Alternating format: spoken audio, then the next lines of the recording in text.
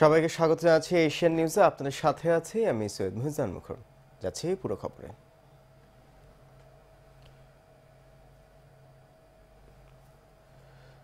চলাচলে বিধিনিষেধ শিথিলে করোনার ঝুঁকি উপেক্ষা করেই রাজধানী ছাড়ছে মানুষ। সড়ক মহাসড়কে বেড়েছে ভিড়। মানুষের চাপ বাড়ায় উপেক্ষিত করোনা সংক্রমণ ঠেকাতে সামাজিক দূরত্বের বিষয়টি। একই অবস্থা সড়ক মহাসড়কে মানুষের চাপ না থাকলেও আগের চেয়ে বেড়েছে ব্যক্তিগত প্রাইভেট কার ও মাইক্রোর চাপ। বিভিন্ন পয়েন্টে আইন শৃঙ্খলা বাহিনীর চেকপোস্ট থাকলেও নিষ্ক্রিয় তারা। তাই প্রতিটা স্থানেই বাড়তি ভাড়া দিয়ে যাচ্ছেন ঘরমুখ মানুষ।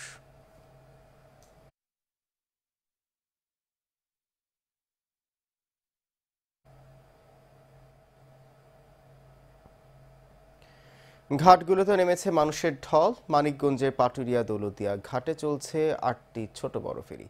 সেখানে ব্যক্তিগত গাড়ির পাশাপাশি সাধারণ মানুষের উপচে পড়া ভিড় রয়েছে। মুন্সিগঞ্জের শিমুলিয়া কাঁঠালবাড়ি ঘাটেও রয়েছে ঈদের বাড়ি ফেরা মানুষের চাপ। পারাপারে চলছে ১৪টি ফেরি। তবে ঘাটগুলোতে বাড়তি মানুষের চাপে মানা হচ্ছে না স্বাস্থ্যবিধি।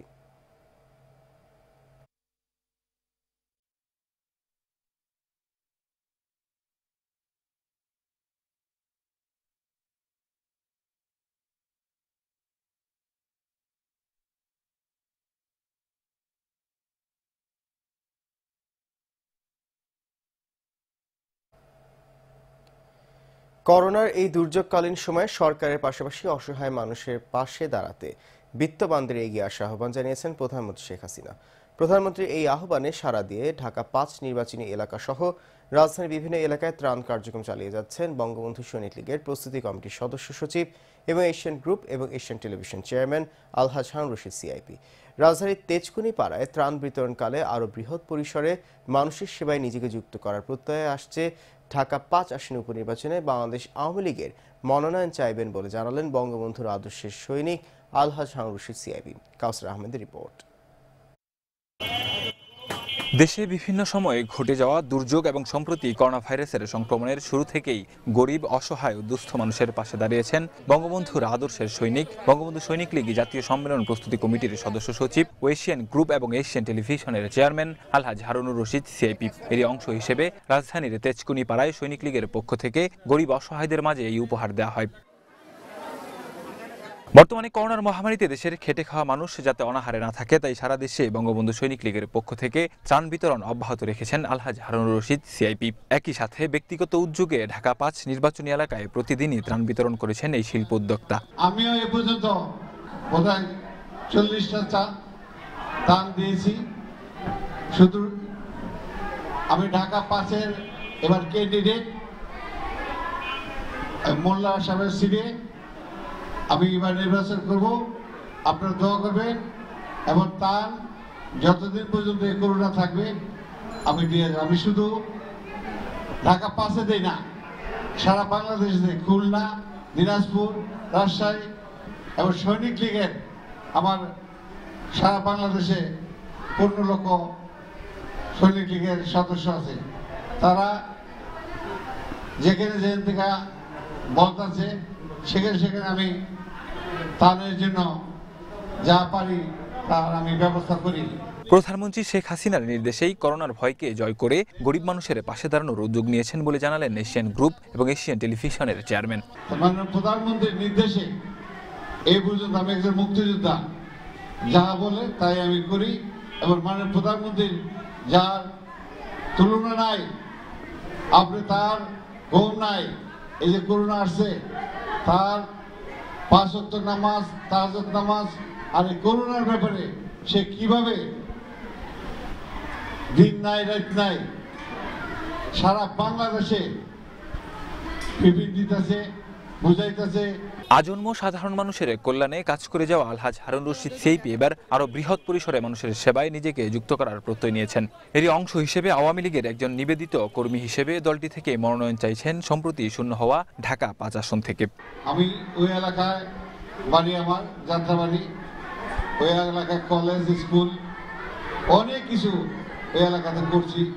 সৈনিক লীগের পক্ষ থেকে আপনাদের আজকে ত্রাণ দেওয়া হইতেছে। আপনারা সৈনিক লীগের জন্য দোয়া করবেন। পরে এই ভাইরাসের সংক্রমণ থেকে বাঁচতে এবং শেখ হাসিনার দীর্ঘায়ু কামনা করে বিশেষ দোয়া করা হয়। কাউসার আহমেদ, এশিয়ান টেলিভিশন, ঢাকা।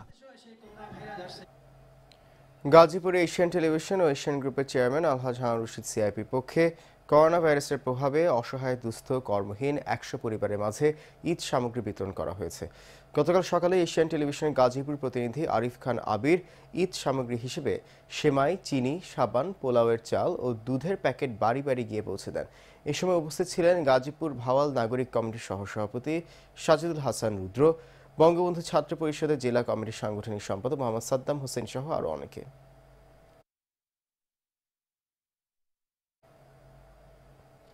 এদিকে সিরাজগঞ্জের উল্লাপাড়ায়ও এশিয়ান টেলিভিশন ও এশিয়ান গ্রুপের চেয়ারম্যান আলহাজ হারুন রশিদ সিআইপির পক্ষে করোনা ভাইরাসের প্রভাবে অসহায় দুস্থ কর্মহীন ১০০ পরিবারের মাঝে ঈদ সামগ্রী বিতরণ করা হয়েছে। গতকাল সকালে এশিয়ান টেলিভিশনের উল্লাপাড়ার প্রতিনিধি আল আমিনের সঞ্চালনায় উপস্থিত ছিলেন দুর্গানগর ইউপি চেয়ারম্যান মোহাম্মদ আফসার আলী, উল্লাপাড়া প্রাথমিক শিক্ষক সমিতির সভাপতি মোহাম্মদ ফরিদ উদ্দিন, দুর্গানগর ৩ নং ওয়ার্ডের সভাপতি তোফাজ্জল হোসেন সহ আরও অনেকে।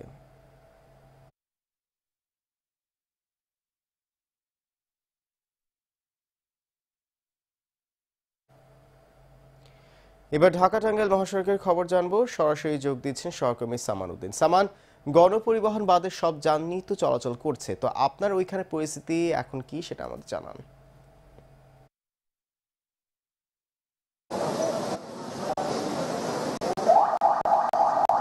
আমি এই মুহূর্তে দাঁড়িয়ে আছি ঢাকা টাঙ্গাইল মহাসড়কের চন্দ্রা এলাকায়। জানেন যে সরকারের পক্ষ থেকে নির্দেশনার পর ঢাকা টাঙ্গাইল মহাসড়কে কিন্তু যে চেকপোস্ট ছিল সেই চেকপোস্ট শিথিল করা হয়েছে।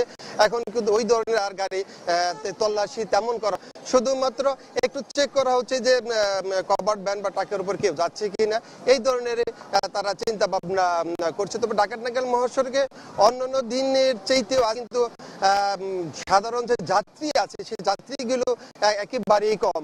আসলে এই ধরনের সরকার হার্ড লাইন যাবে এই ধরনের সাধারণ জনের একটা ধারণা ছিল, সেই দাতারা গত ২-৪ দিন আগেই তারা যার যার বাসায় চলে গেছে। আজকে ঢাকার টাঙ্গাইল মহাসড়ক সেই চিত্র একবার অন্যান্য দিনের তুলনায় একেবারেই কম। তারপরে ঘরে ফেরা কিছু লোক আছে যারা এখনো যারা বাড়ি ফিরছে এবং বিভিন্ন মহাসড়ক থেকে যে ইজি বাইক আছে, মোটর সাইকেল আছে, হাইস প্রকার বারেক করেই তারা স্বজনদের সাথে ঈদ করতে বাড়ি ছুটছে। তারপরও প্রশাসনের পক্ষ থেকে বিভিন্ন জায়গায় চেক বসানো হয়েছে, কেউ যাতে কোনো ধরনের অপ্রীতিকর ঘটনা বা টাকা করে বাড়ি যেতে না পারে সে ধরনের তাদের ব্যবস্থা রয়েছে। তবে বৈশ্বিক কারণে মহাসড়ক এখন বলা চলে জনশূন্য একটি মহাসড়ক। এই মহাসড়ক বছর এই সময় এই চন্দ্রা একেবারে একটা যানজটের নাকাল চিত্র দেখা যায়, সেই চিত্র কিন্তু একেবারেই ভিন্ন। এই ধরনের কোনো চিত্র চোখে পড়া না, নেই যানজট, নেই উপচে পড়া। তারপরও মানুষ কিছু কিছু মানুষ তারা তাদের নিজস্ব আত্মসংঘাতে ফিরে চলছে। আমি কয়েকজন এখানে যাদের সাথে কথা বলেছি, কে বলেছে যে আমরা ঢাকা এসেছিলাম কাজ করার জন্য এবং আমরা ফিরছি, কিন্তু এখন আমরা যেতে পারছি না পরিবহনের অভাবে। মহাসড়কে কোনো ধরনের গণপরিবহন এখন দেখা যাচ্ছে না। Truck, cover van, motor cycle এই সমস্ত যানবাহন ছাড়া গাড়ি এখন চোখে পড়ছে না। এবং আমি যাত্রীর সাথে কথা বলেছি, তারা একটু অভিযোগ করেছে যে আমাদের একটু ভাড়া বেশি দিয়ে আমাদের যারা এবারে যাচ্ছি তাদের গন্তব্যস্থল হইতে হচ্ছে, শুধুমাত্র আমাদের একটা হয়রানি হচ্ছে, এছাড়া আর কিছু না। এই ছিল আমার কাছে টাঙ্গাইল মহাসড়কের সর্বশেষ। সামান, আপনাকে ধন্যবাদ। দর্শক, আমাদের সহকর্মী সামান উদ্দিন গাজীপুর থেকে জানাচ্ছিলেন বর্তমানে যে গণপরিবহন বাদে যে প্রাইভেট কার সহ অন্যান্য যান চলাচল চলছে সেইটা বিষয়ে সবশেষ খবর আমাদেরকে জানাচ্ছিলেন, ওনাকে ধন্যবাদ। পাশাপাশি দর্শক, এটিও বলে রাখা দরকার যে প্রচুর মানুষ কিন্তু ঢাকার বাইরে যাচ্ছে, যদিও গণপরিবহন বন্ধ রয়েছে এবং এর পাশাপাশি দেখা যাচ্ছে যে প্রাইভেট কারে ঢাকার বাইরে যাওয়াটা অনুমোদন দেওয়া হয়েছে, কিন্তু এরপরেও যে বিষয়টি গুরুত্বপূর্ণ সেটি হচ্ছে যে এখানে কিন্তু অনেক মানুষই কিন্তু ক্ষুব্ধ হয়েছে, গণপরিবহন ব্যবহার করতে পারছেন, কিন্তু এখানেও কিছু বাধ্যবাধকতা রয়েছে, কারণ গণপরিবহনে কতটুকু সামাজিক দূরত্ব বজায় রাখা যায় সেটিও কিন্তু দেখার বিষয়। তো এই বিষয়টি মাথায় রাখতে হবে আমাদেরকে। দর্শক, এই মুহূর্তে আছেন ঢাকা ময়মনসিংহ মহাসড়কে আমাদের আরেকজন সহকর্মী আরিফ খান আবির, ওনার কাছে চলে যাচ্ছি সরাসরি। আবির, গণপরিবহন তো বন্ধ রয়েছে কিন্তু অন্যান্য যানবাহন ঠিকই চলছে, তো সেখানকার যানবাহনের চাপ কেমন দেখছেন এবং বর্তমান পরিস্থিতি কি সেখানে আমাদের বিষয়টি জানান।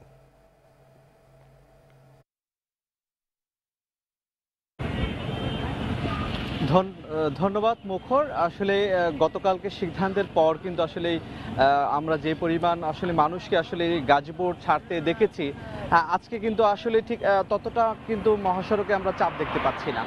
আমরা আসলে শ্রমিকদের সাথে এই শ্রমিক যারা হচ্ছে এই গাজীপুর থেকে আসলে যাচ্ছিলেন ঘরমুখ যাত্রায়, কিন্তু সেই দিক থেকে কিন্তু আজকের যে অবস্থানটা একটু ভিন্ন চিত্রই। আমরা আসলে কথা বলছিলাম এসব যাত্রীদের সাথে, তারা আমাদের আসলে যেটি জানিয়েছেন যে আসলে গণপরিবহন বন্ধ থাকলেও আসলে মাইক্রো বাস এবং কি হচ্ছে প্রাইভেট কার এবং মোটরসাইকেল ভাড়া করে কিন্তু তারা আসলে গ্রামের বাড়িতে ফিরছেন। আর পাশাপাশি আমরা দেখেছি যে আসলে মহাসড়কে যে পুলিশের যে চেকপোস্ট ছিল, সেই চেকপোস্টগুলোতে কিন্তু এক ধরনের শিথিলতা চলে এসেছে। তারা কিন্তু আসলে এই গণপরিবহন বন্ধ থাকলেও এই যে যানবাহন দিয়ে যাচ্ছিল বিকল্প যানে, সেগুলো কিন্তু আসলে আটকে দিচ্ছিল। কিন্তু আজ এবং গতকাল থেকে কিন্তু আসলে এই যানবাহনগুলো পুলিশ আটকাচ্ছে না। পাশাপাশি আমরা দেখেছি পুলিশ আসলে চেকপোস্টে আছে, কিন্তু আসলে মহাসড়কগুলোতে আসলে যেন কোনো প্রকার যানজট সৃষ্টি না হয় এবং পাশাপাশি মহাসড়কের নিরাপত্তার জন্য কিন্তু তারা কাজ করছেন, এমনটি আসলে আমাদেরকে জানিয়েছেন গাজীপুরের পুলিশ সুপার শামসুন নাহার। আর Gazipur metropolitan police commissioner Anwar Hossain বলছেন যে আসলে রাজধানীর অনেকটা অংশ আসলে গাজীপুর হয়ে দেশের বিভিন্ন স্থানে কিন্তু যান। সেই দিক থেকে কিন্তু আসলে গাজীপুর থেকে যে প্রবেশ পথ আবদুল্লাপুর হয়ে টঙ্গী, সেই অঞ্চলটাতে কিন্তু একটু চাপ আছে। আবার পাশাপাশি আমরা দেখেছি যে আসলে টঙ্গী হয়ে যে সিলেটের দিকে যে সড়কটি আছে, সেখানেও কিন্তু একটু চাপ আছে। আর আরেকটি বিষয় যদি আপনাকে জানিয়ে রাখি মুখর, যে এই যে গণপরিবহন বন্ধ থাকলেও যে এই প্রায় ব্যক্তিগত পরিবহনে যারা যাচ্ছেন, তাদের এখানে কিন্তু কোনো ধরনের সামাজিক দূরত্ব যাত্রী কিংবা চালক তারা কেউ কিন্তু মানছেন না। আমরা আসলে কথা বলেছিলাম জেলা প্রশাসক তরিকুল ইসলামের সাথে, তারা বলছেন যে মোবাইল কোর্টের মাধ্যমে কিন্তু আসলে তাদেরকে আসলে সোশ্যাল ডিস্টেন্সটা মেনটেন করেই কিন্তু তাদেরকে যাতায়াতের জন্য এক ধরনের পরামর্শ কিন্তু তারা দিচ্ছেন। আবির, আপনাকে ধন্যবাদ। দর্শক, আমাদের সহকর্মী আরিফ খান আবির ঢাকা ময়মনসিংহ মহাসড়ক থেকে জানাচ্ছেন সেখানকার সবশেষ খবর। এবার চলে যাচ্ছি এমজিএইচ গ্রুপ আন্তর্জাতিক সংবাদে।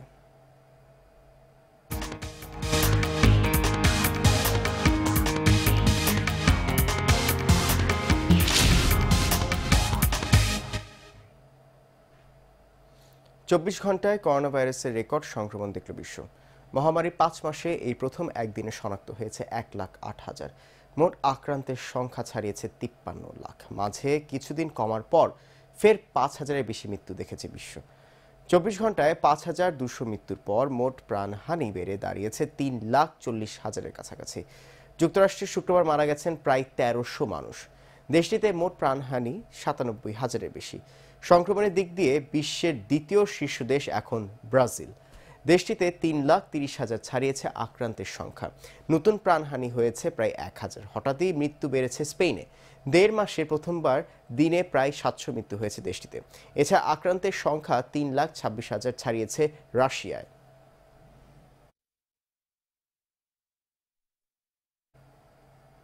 নিচ্ছি সংবাদবিরতি, ফিরছি একটু পরে, আমাদের সঙ্গেই থাকুন।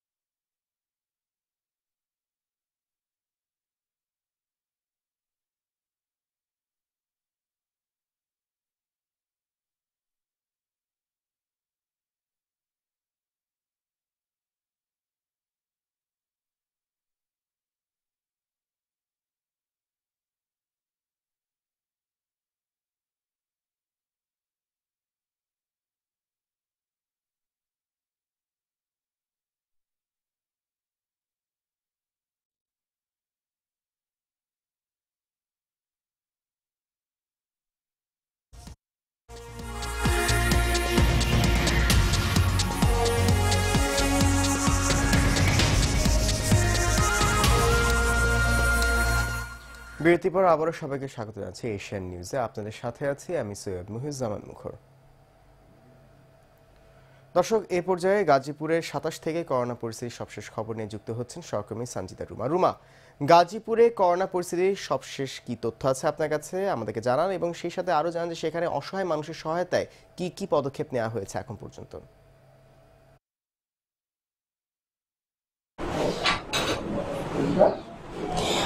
মুখর আপনাকে ধন্যবাদ। মুখর আপনি যেমনটি জানেন যে করোনা ভাইরাস সারা বাংলাদেশের সাথে সাথে বিশ্বের এক আতঙ্কের নাম। সেই করোনা ভাইরাসের কারণে আসলে জনজীবন থেমে গেছে। তবে এই করোনা ভাইরাস মোকাবেলায় সরকার বিভিন্ন ধরনের পদক্ষেপ হাতে নিয়েছেন। মুখর আমি এই মুহূর্তে দাঁড়িয়ে আছি গাজীপুর 27। তো এই গাজীপুর 27-এ বাংলাদেশ আওয়ামী যুবলীগের পক্ষ থেকে অসহযোগিতাদের মাঝে বিভিন্ন ধরনের পদক্ষেপ হাতে নেওয়া হয়েছে। আমার সামনে উপস্থিত আছেন গাজীপুর আওয়ামী যুবলীগের যুগ্ম আহ্বায়ক জনাব মোহাম্মদ সুমন আহমেদ শান্তবাবু। এখন আমরা তার সাথে কথা বলবো। এই যে অসহযোগিতাদের জন্য আপনারা গাজীপুরের যুবলীগের পক্ষ থেকে কি কি ধরনের পদক্ষেপ হাতে নিয়েছেন? আসসালামু আলাইকুম। আমরা প্রথম থেকে আজকে দীর্ঘ 3 মাস যাবৎ গাজীপুর মহানগর যুবলীগের পক্ষ থেকে আমরা অসহায় দুস্থ প্রান্তিক যে লোকগুলো আছে অভাবগ্রস্ত তাদের মাঝে খাদ্য বিতরণ করে আসছি এবং যেহেতু 2 দিনের ভিতরে ঈদ উল ফিতর অনুষ্ঠিত হবে, আমাদের সবচেয়ে বড় ধর্মীয় উৎসব, সেই উৎসব উপলক্ষে আমরা আমাদের নগরের বিভিন্ন ওয়ার্ড এবং বিভিন্ন থানা পর্যায়ে আমরা সেমাই চিনি বিতরণ করছি। যেই খাবারগুলো আমরা ঈদ উপলক্ষে বেশি খাই সেই খাবারগুলো আমরা সেম ব্র্যান্ড আমরা মানুষের মাঝে বিতরণ করার চেষ্টা করছি, যাতে করে সকলে আমরা ঈদের আনন্দটা ভাগাভাগি করে মিলেমিশে উদযাপন করতে পারি। এবং আপনারা জানেন যে গাজীপুরের অবস্থা এই মুহূর্তে অনেক ভয়াবহ। 498 জন গতকালকে পর্যন্ত আক্রান্তের হার, তার ভিতরে গাজীপুর মহানগরে 411 জন। সুতরাং আমাদের এই ভয়াবহ অবস্থায় আমাদের সকলের সহযোগিতার হাত প্রসারিত করতে হবে এবং সেই উদ্যোগ নিয়েই আমরা সেই লক্ষ্য নিয়েই জননেত্রী মাননীয় প্রধানমন্ত্রী জননেত্রী শেখ হাসিনার আদর্শ বাস্তবায়ন করতে গিয়ে আমরা এই উপহারগুলো বিতরণ করছি। এবং আমরা এখানে দেখতে পাচ্ছি তো মুখর যেমনটি আপনি শুনছিলেন, শুধু যুবলীগ না, যুবলীগের ছাড়াও বাংলাদেশ সকল শ্রেণীর পেশার মানুষ আজ এই অসহায় দুঃখীদের পাশে এসে দাঁড়িয়েছেন। তো মুখর এই ছিল আমার কাছে সর্বশেষ। সঞ্জিদা, আপনাকে ধন্যবাদ। দর্শক, আমাদের সহকর্মী সঞ্জিদা রুমা গাজীপুরের 27 থেকে জানাচ্ছেন করোনা পরিস্থিতি সেখানে সবশেষ এবং সেখান থেকে যে ত্রাণও দেওয়া হচ্ছে সেই বিষয়টি উনি আমাদের জানাচ্ছিলেন। এদিকে গাইবান্ধার গোবিন্দগঞ্জে সরকারি খাদ্য বান্ধব কর্মসূচি ফেয়ার প্রাইজে 10 টাকা কেজির 143 বস্তা চাল আটক করেছে পুলিশ জানায় গেল রাত 10টার দিকে উপজেলার শালমারা ইউনিয়ন থেকে অন্য উপজেলায় চালগুলি পাচারের সময় শাখাহাতি বালুয়া নামক স্থানে জনতা আটক করে পুলিশকে খবর দেয়। খবর পেয়ে উপজেলা নির্বাহী কর্মকর্তা নির্বাহী ম্যাজিস্ট্রেট রামকৃষ্ণ বর্মনের নেতৃত্বে একদল পুলিশ ঘটনাস্থলে উপস্থিত হয়ে চাল পাচারে জড়িত থাকায় ডিলার জিল্লুর রহমান ও ড্রাইভারকে চালসহ আটক করে। এই ঘটনায় জড়িতদের বিরুদ্ধে মামলা দায়ের হয়েছে। প্রলয়ঙ্কারী ঘূর্ণিঝড় আম্পানে ক্ষতিগ্রস্ত 25 পরিবারকে সহযোগিতা করেছেন বরগুনা 1 আসনের সংসদ সদস্য ও জেলা প্রশাসক। প্রতিটি পরিবারের মাঝে 50 পিস টিন, 2,50,000 টাকা ও খাদ্য সামগ্রী বিতরণ করেন সংসদ সদস্য অ্যাডভোকেট ধীরেন্দ্র দেব নাথ শম্ভু ও জেলা প্রশাসক মোহাম্মদ মুস্তাইন বিল্লাহ। এ সময় উপস্থিত ছিলেন উপজেলা পরিষদের চেয়ারম্যান মোহাম্মদ মনিরুল ইসলাম, উপজেলা নির্বাহী কর্মকর্তা মাসুমা আক্তার, প্রেস ক্লাবের সভাপতি অ্যাডভোকেট সঞ্জীব দাস। গাজীপুরের শ্রীপুরে করোনা ভাইরাস সংক্রমণের প্রাদুর্ভাবে কর্মহীন হয়ে পড়া অসহায় 1000 নারী পুরুষের মাঝে ঈদের উপহার সামগ্রী বিতরণ করা হয়েছে। উপজেলার চকমারা গ্রামে এনাম ফিড মিল ও হ্যাচারির এমডি আওয়ামী লীগ নেতা এনামুল হক মোল্লা এসব সামগ্রী দুস্থদের মাঝে তুলে দেন। এদিকে গাজীপুর জেলা স্বেচ্ছাসেবক লীগের সভাপতি অ্যাডভোকেট মোশাররফ হোসেন ভূঁইয়া উপজেলার সিঙ্গারদিঘি গ্রামে 3000 হতদরিদ্র মানুষের মাঝে ঈদের উপহার সামগ্রী বিতরণ করেন। করোনা সংকটময় সময়ে প্রধানমন্ত্রী শেখ হাসিনা কর্তৃক প্রদত্ত বরিশাল জেলার মুলাদী উপজেলার 838 মসজিদে আর্থিক অনুদান বিতরণ করে উপজেলা ইসলামী ফাউন্ডেশন। গতকাল বিকেলে এসব বিতরণের সময় উপস্থিত ছিলেন মুলাদী উপজেলা পরিষদের চেয়ারম্যান তারিকুল হাসান খান মিঠু, উপজেলা নির্বাহী কর্মকর্তা শুভা দাস, মুলাদী থানা ইনচার্জ ফয়েজ উদ্দিন, মুলাদী উপজেলা ইসলামী ফাউন্ডেশনের সুপারভাইজার মিজানুর রহমান সহ উপজেলার বিভিন্ন মসজিদে ইমামরা। এবার ইভ্যালি ব্যবসা বাণিজ্য খবর।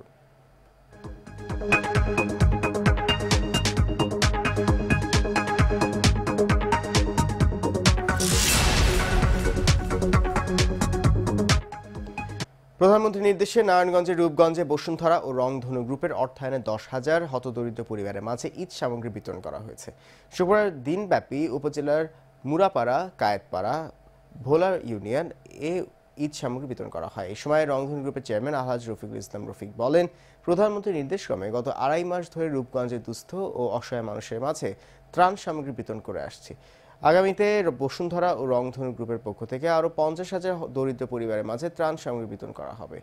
এই ত্রাণ কার্যক্রমের জন্য বসুন্ধরা ও রংধনু গ্রুপকে ধন্যবাদ জানান উপজেলা নির্বাহী অফিসার মমতাজ বেগম। এই সময় উপস্থিত ছিলেন উপজেলা পরিষদের চেয়ারম্যান আলহাজ শাহজাহান ভুইয়া, রূপগঞ্জ থানার ওসি মাহমুদুল হাসান, নারায়ণগঞ্জ জেলা পরিষদের সদস্য মিজানুর রহমান, ইউপি সদস্য মোশাররফ হোসেন সহ আরো অনেকে। ধন্যবাদ জানিয়ে বলতে চাই, ইনশাআল্লাহ বাংলার মানুষ 3 বেলা খেয়েই থাকবে, সুস্থ থাকবে এবং মানুষ আপনারা সবাই একটু সচেতনতা অবলম্বন করবেন, সবাই দূরত্ব বজায় রাখবেন, ঘরে থাকার চেষ্টা করবেন। আমরা যতদিন না এই মহামারী শেষ না হয় ততদিন পর্যন্ত আমরা আপনাদের খাবার পৌঁছে দেওয়ার দায়িত্ব আমাদের। দর্শক, এশিয়ান নিউজ এ পর্যন্তই। আমাদের পরবর্তী সময় বেলা 3টায় দেখার আমন্ত্রণ রইল। এতক্ষণ সঙ্গে থাকার জন্য অনেক ধন্যবাদ সবাইকে।